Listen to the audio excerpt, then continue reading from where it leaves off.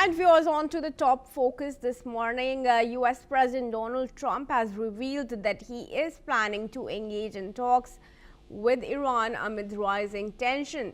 Speaking to media at the Kennedy Center, Trump mentioned the presence of US Navy ships near Iran, but emphasized that it would be preferable not to have to use them. The president also outlined the two main messages he conveyed to Iran to halt its nuclear ambitions and stop the killing of protesters. Let's first listen in to what Trump said. Thank you very much. Mr. President, have you had any conversations with Iran in the last few days, and are you planning on any? I have had, and I am planning on it, yeah. We have a lot of very big, very powerful ships sailing to Iran right now, and it would be great if we didn't have to use them. Okay? Can you say what the message was that you shared with Iranians? Well, I told them two things. Number one, no nuclear, and number two, stop killing protesters. They're killing them by the thousands. You know, I stopped 837 hangings 2 weeks ago, but they're going to have to do something. Nobody's seen anything like this. Meanwhile, U.S. Defense Secretary Pete Hegseth says that the U.S. military will be prepared to carry out whatever President Donald Trump decides on Iran to ensure Tehran does not pursue nuclear weapons capability.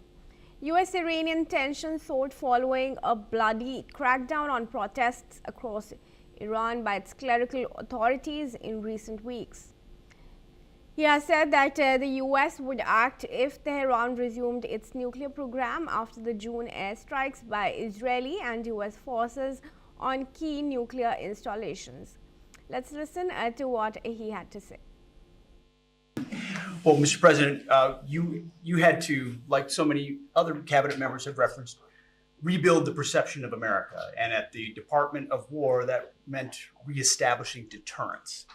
What happened in Afghanistan, what happened in Ukraine, a war that never would have occurred, what happened on October 7th in Israel, never would have happened under President Trump. So as a result, we're having to rebuild how our enemies perceive us. And when President Trump said, we're not getting a nuclear, Iran, you won't have a nuclear bomb, he meant it. And we sent those B-2s halfway around the world, and they never noticed. When he said, we're not going to tolerate trafficking drugs anymore in our hemisphere, we treat them like the Al-Qaeda of the Western Hemisphere, he meant it, and we're executing that. When you said, Mr. President, we're securing the border, the military was proud to do their part alongside Homeland Security to do that. Same thing with Iran right now, ensuring that they have all the options to make a deal. They should not pursue nuclear capabilities. So we will be prepared to deliver whatever this president expects of them. Joining me now in this discussion is American journalist Matthew Wadham. He joins us from Washington, D.C. Matthew, thanks very much for joining us. Firstly, sure. Do take us through the details of Trump's remarks and where do you think these are coming from at this point in time, especially after the foreign minister of Iran has said that it will not come on table until Trump continues with his threats.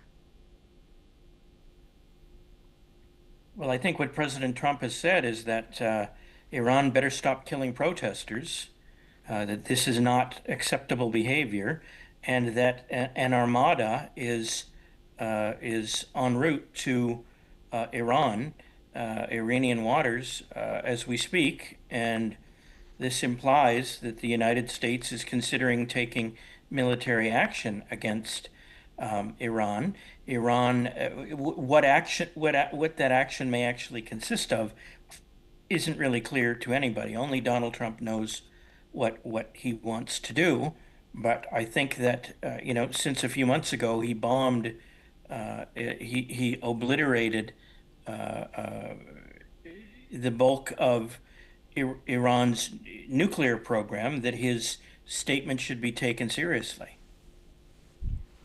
Right. Even if the two countries sit on the negotiating table, do you think it's going to be a level playing field where both parties will be able to come at a consensus? Because earlier, last year when the nuclear talks had happened, there was no real progress made.